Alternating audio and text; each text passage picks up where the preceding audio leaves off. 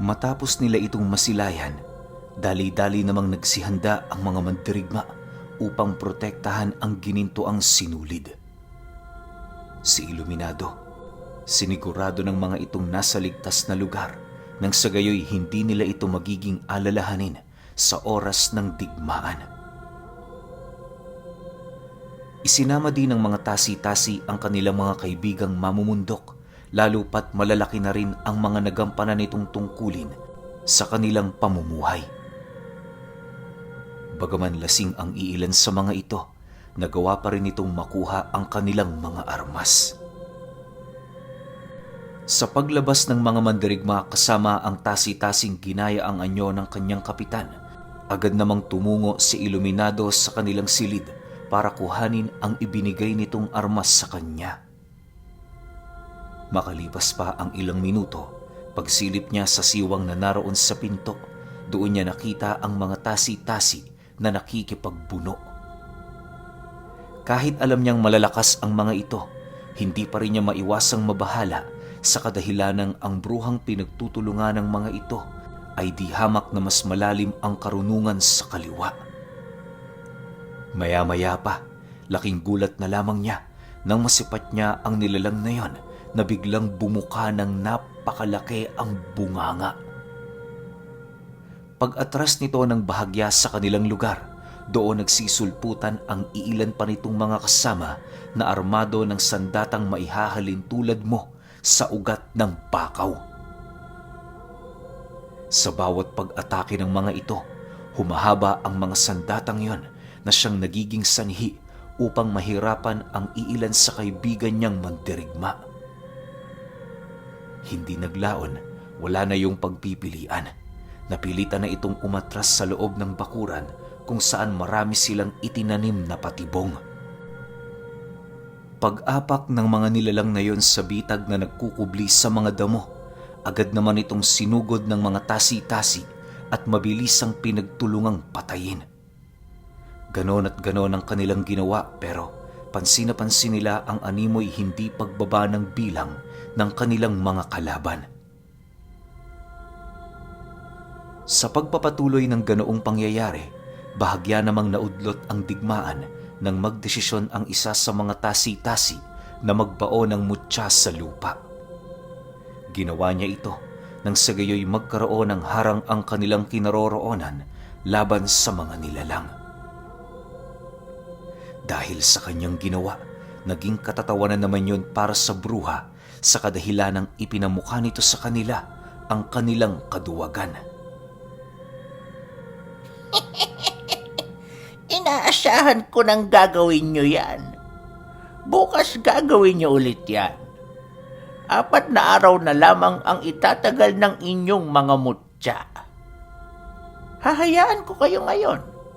Pero kapag nawala na kayo ng proteksyon, kukunin ko na ang inyong mga buhay.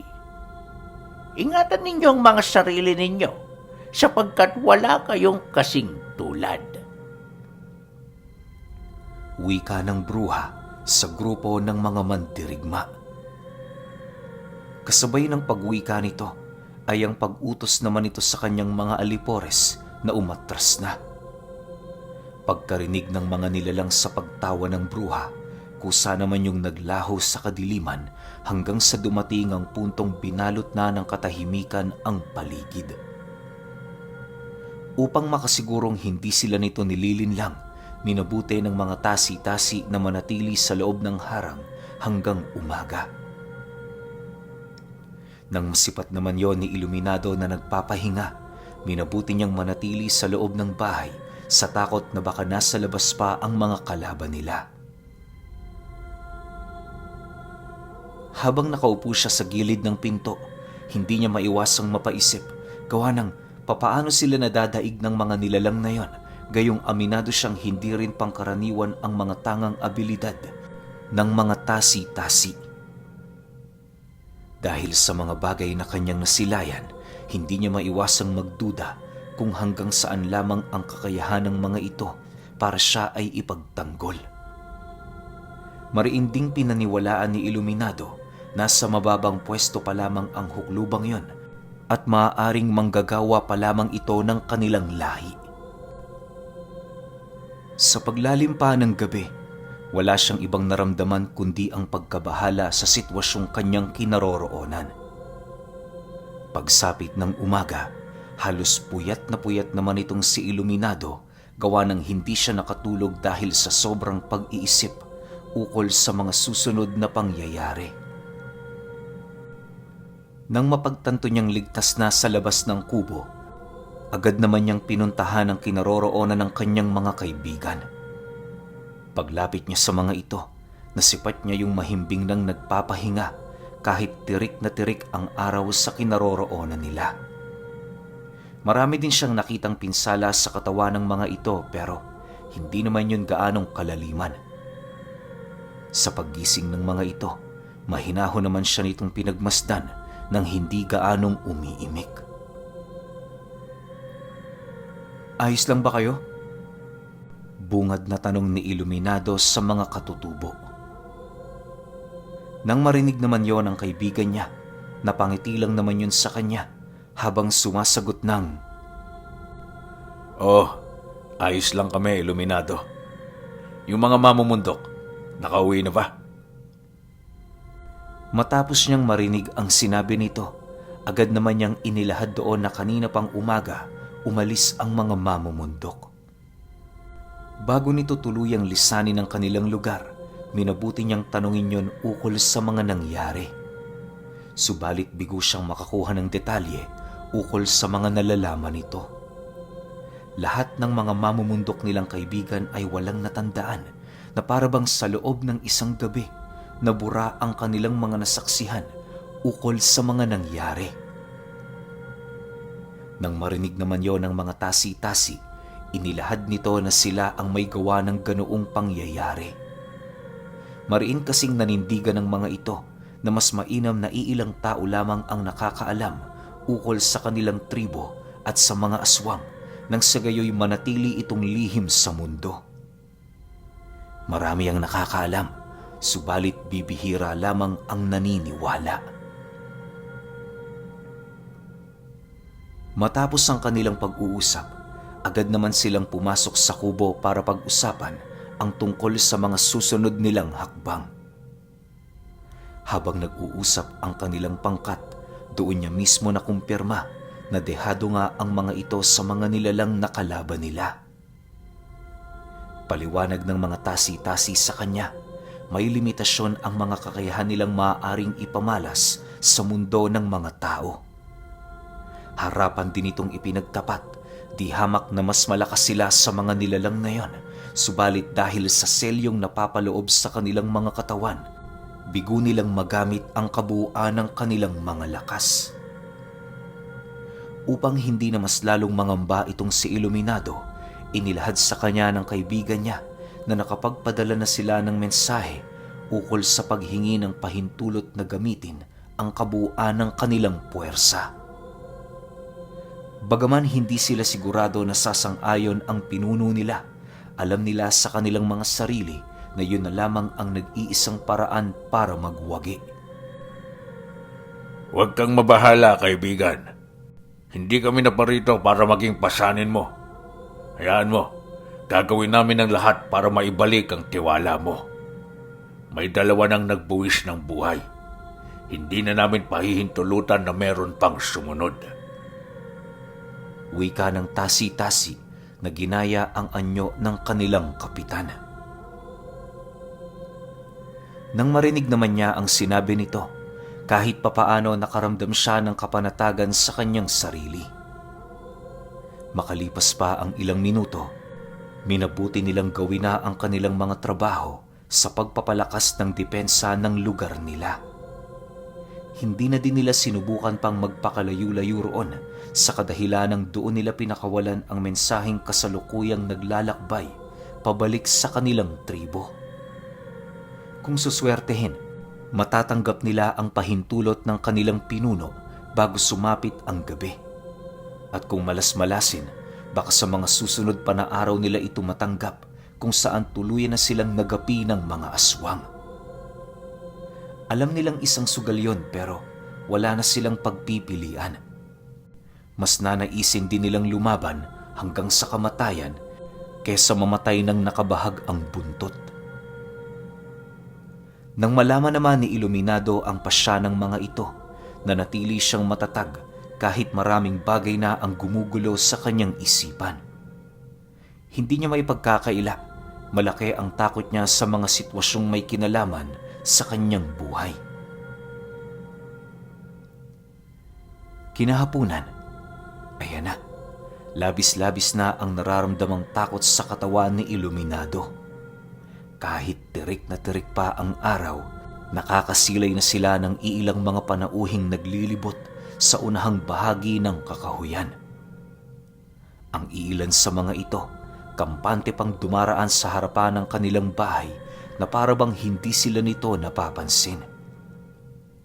Dahil sa mga pangyayaring yon, agad naman silang nagsarado upang masigurong wala ni isa sa mga ito ang makakapasok ng hindi nila natutunugan. Sa pagpapatuloy ng kanilang pagramdam, maigi namang nakaantabay ang kanyang mga kasama sa ritual nitong ginawa. Halos ilang oras na din nilang hinihintay ang mensahe ng kanilang pinuno bilang hudyat ng pahintulot nito ukol sa kanilang nais.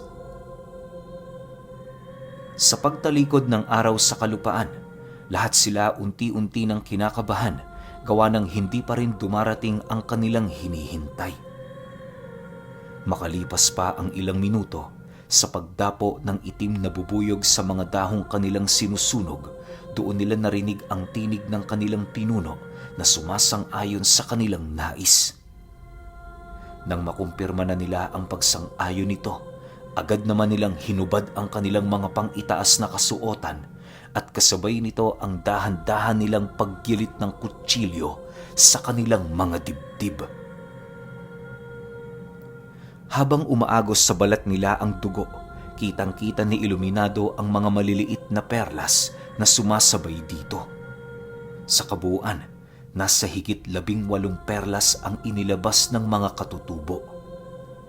Matapos nila yung mailabas, paisa-isa naman silang nagsitayuan habang patuloy na nakikiramdam. Pagharap ng kaibigan niya sa kanya, inabisuhan siya nitong huwag mabahala sa mga mangyayari. Dito ka lang, Iluminado. Huwag kang aalis. Hayaan mong mismong mga mata mo ang makasaksi ng totoo naming kahusayan. Huwag mong isarado ang pinto. Maging panatag ka sa mga bagay na iyong masisilayan. Paalala ng kanyang kaibigan bago yun lumabas ng kubo. Nang marinig naman niya ang sinabi nito, walang pagdadalawang isip naman niya yung sinunod bilang pagtiwala. Paglabas ng kanyang mga kasama, agad namang nagsikumpulan ang mga nilalang na para bang yon ang naghuhudyat sa pagpapatuloy ng digmaan. Makalipas pa ang ilang minuto, sa pagharap ng mga katutubo sa mga ito, ramdam na ramdam ni Iluminado ang bigat ng presensya sa paligid. Inakala niya nga noong nananaginip lang siya, gawa ng lahat ng mga nilalang na nasa kanyang harapan ay pawang sa panaginip niya lamang nasisilayan. Maya-maya pa, laking gulat na lamang niya nang masipat niya ang mga aswang na parang baliw na sumusugod sa kinaroroonan ng kanyang mga kasama. Pagsilay naman ng mga tasi-tasi sa mga kalaban nila, paisa-isa naman itong hinugot ang kanilang mga sandata bilang paghahanda. Sa isang iglap, sumiklab ang sagupaan ng kanilang puwersa laban sa mga aswang. Habang pinagmamasdan niya ang mga nangyayari sa paligid, hindi naman niya maiwasang mamangha sa abilidad na ipinapamalas ng mga tasi-tasi. Kung noon ay madali yung nadadarag ng kanilang mga kalaban, ngayon nakakapalag na yon ang sabayan.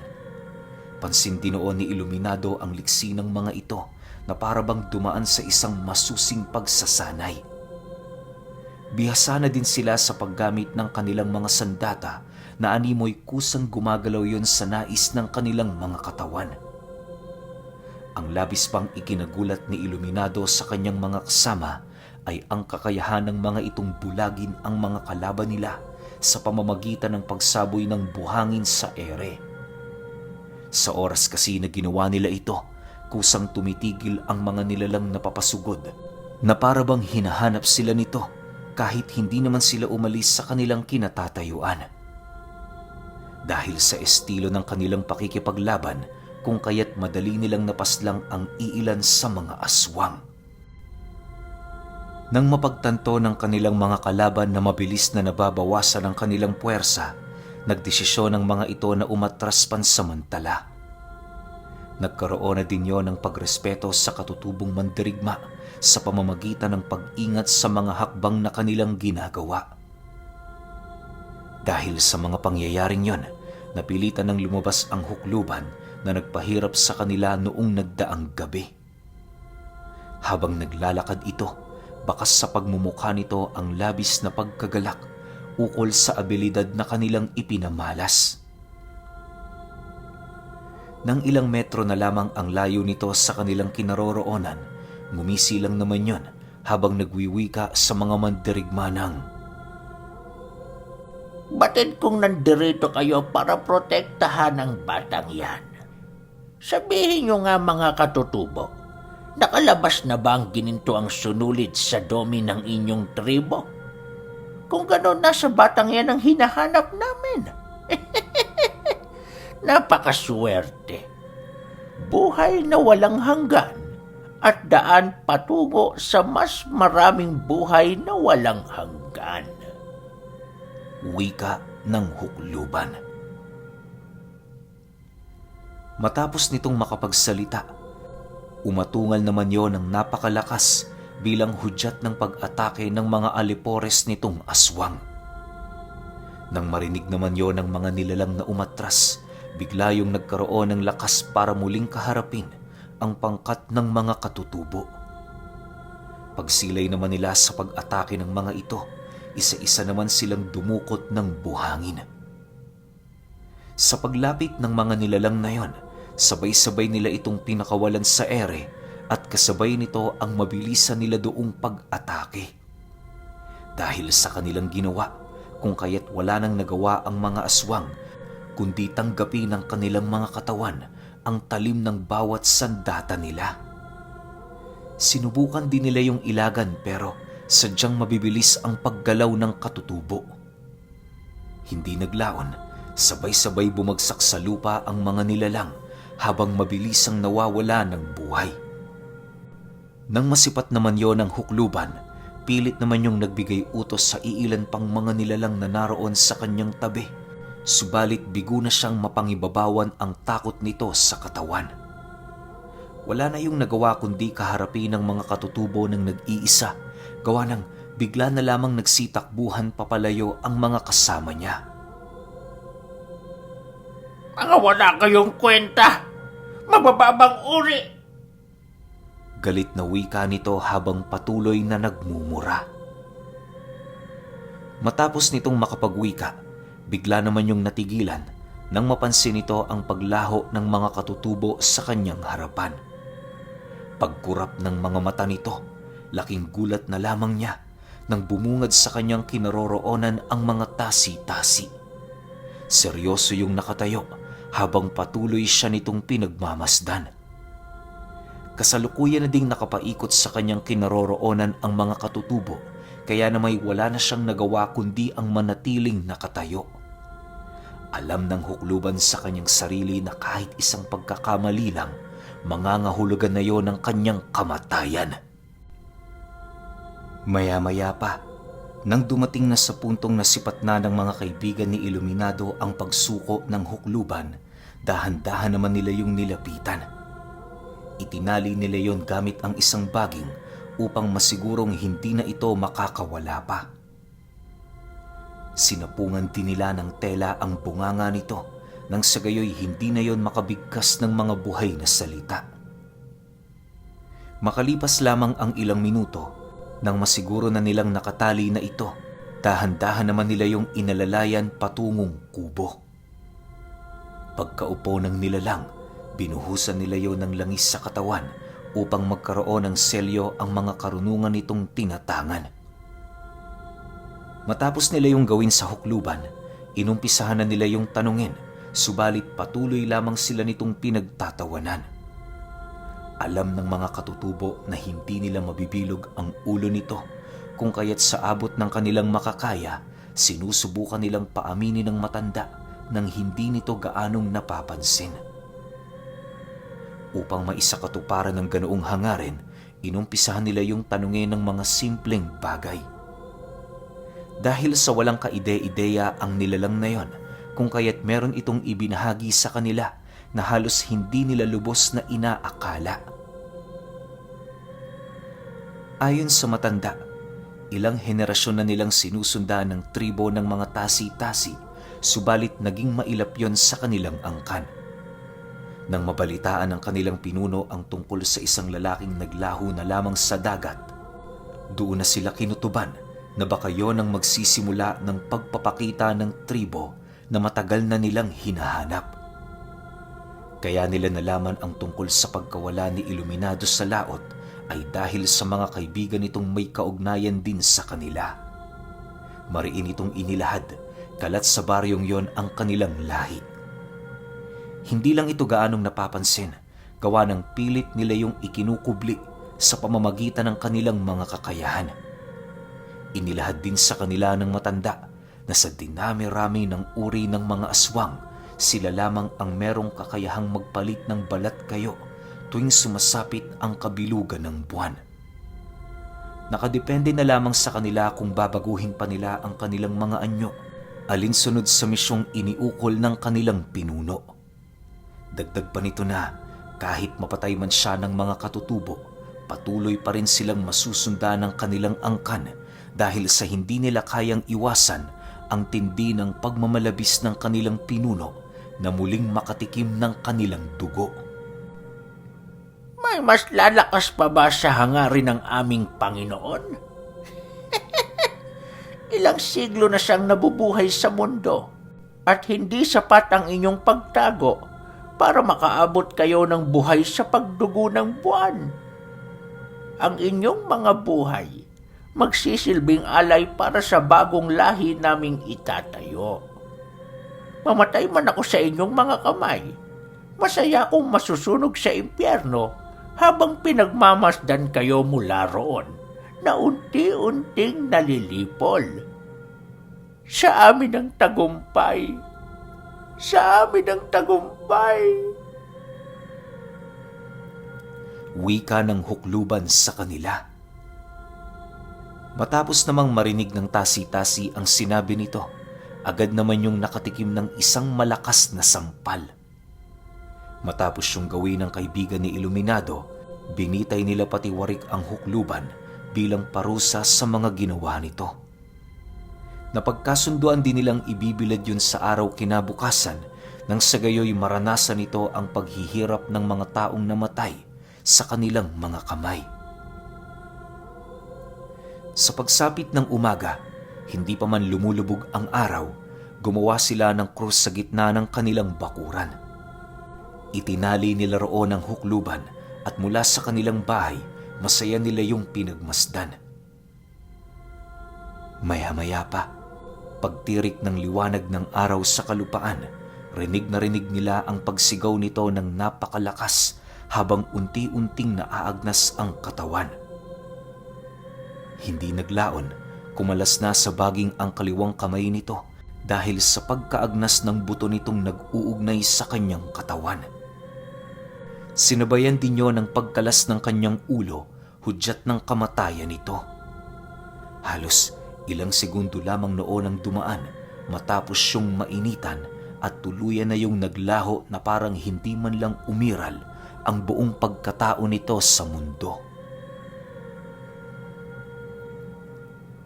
Matapos nilang masilayan ang pagkamatay ng hukluban, agad naman nilang ibinaon sa lupa ang abo nito.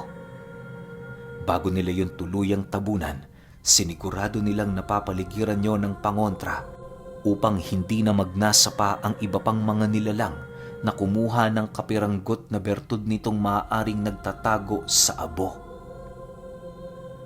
Nang maisakatuparan na nila ang bagay na yon, dali-dali naman silang bumalik sa kanilang tahanan para magpahinga. Buong maghapon, wala silang ibang ginawa kundi ang matulog. Kinahapunan, doon pa lamang sila kumuha ng kanilang mga pagkain nang sa gayoy meron silang mapagsasaluhan sa kanilang hapunan. Inaasahan din nilang hindi pa babalik sa kanilang lugar ang mga aswang kung kaya't itinoon nila ang kanilang mga atensyon sa pagsasaya. Dahil sa may nakatambak pa namang tuba sa mga kubo nila, yon ang kanilang pinagsaluhan hanggang sa paglalim ng gabi. Kahit matindi ang pinagdaanan ng kanilang grupo, nakukuha pa rin nilang magsaya na para bang wala man lang nangyari. Sa pagpapatuloy ng kwento, magaganap na ang pagdugo ng buwan sa kalangitan.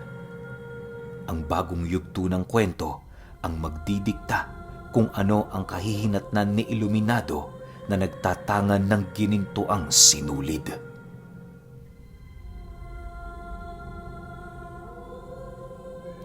Okay.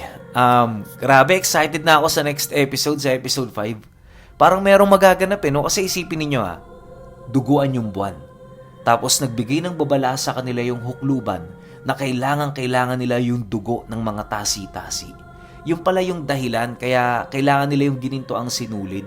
Kasi parang ito yung pinaka-main na pagkain nila na ang sabi ng hukluban, once na masipsip yung dugo nila nung lahi na itong hukluban na to, magkakaroon sila ng walang hanggang buhay. Siguro yung pinuno ng mga hukluban nakatikim na to ng tasi-tasi. Kasi pansinin ninyo, hinahanap-hanap niya tapos sobrang tagal na rin niyang nabubuhay. Diba? Sobrang angas nun. Kaya yung episode 5, sunod na kagad natin para naman hindi na kayo mabitin. Yun lang. Salamat.